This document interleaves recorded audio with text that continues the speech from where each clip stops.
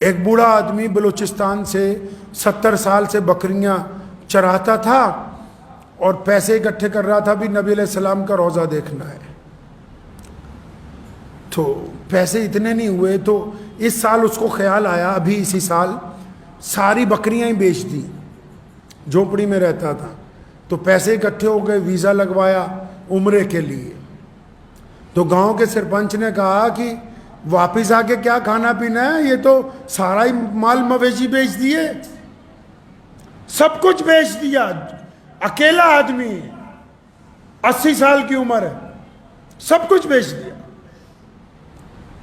اب مکہ مکرمہ پہنچا, عمرہ کیا, تو جب پیارے نبی صلی اللہ علیہ وسلم کے روضہ مبارک پہ پہنچا تو آپ صلی اللہ علیہ وسلم کے حضور سلام پیش کیا. تو وہاں مدینہ منورہ میں کوئی عرب بیٹھا ہوا تھا. جب اس نے دیکھا تو 80 سال کا بندہ ہے, سر پر رومال ڈالا ہوا اور اپنے گاؤں کا روایتی لباس آبا پہنا ہوا ہے. یہ آپ کا قصہ سنا رہا ہوں آپ کو میں.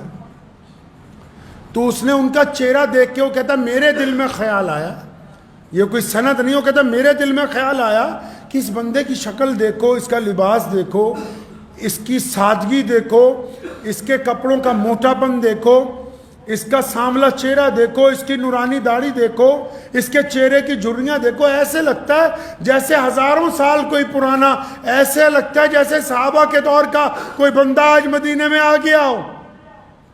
تو وہ یہ بول کے ویڈیو بنا رہا ہے, ایک بندہ ویسے ہی دور بیٹھا ہوا, جس طرح آج کل عادت ہے لوگوں کی کہ مجھے لگا کہ یہ بندہ ایسا لگتا ہے دیکھنے میں. تو اتنی سی بات اس نے کہہ کے وہ ویڈیو پوسٹ کر دی.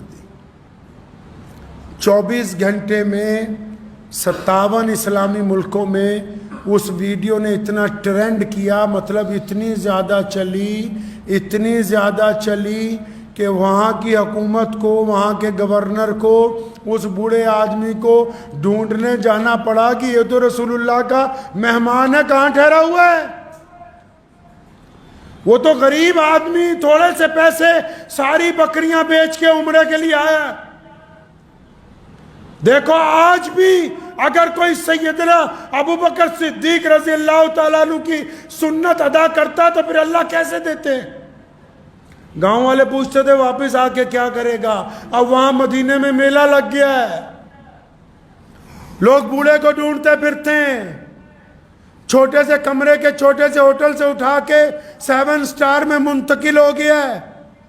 شہزادے آ رہے ہیں ملنے کے لیے, زندگی کا خرچ بھی ہو گیا. جب چلا گھر کو واپس تو اپنے گاؤں کے ایئرپورٹ پہ بھی ہزاروں لوگ کھڑے کہ وہ آ رہا ہے جس کو رسول اللہ صلی اللہ علیہ وسلم نے اپنی نسبت سے عزت دی ہے.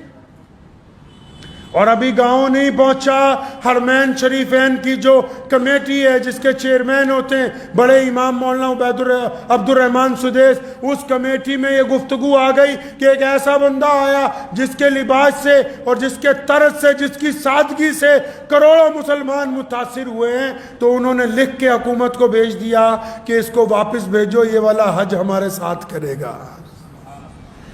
آج بھی اگر کوئی سیدنا ابو بکر کی سنت کو ادا کرے تو اس کو اتنا مرتبہ مل جائے, اور اگر رسول اللہ صلی اللہ علیہ وسلم کی سنتیں ادا کرے تو بندہ کہاں سے کہاں پہنچ جائے. وآخر دعوانا ان الحمدللہ رب العالمین.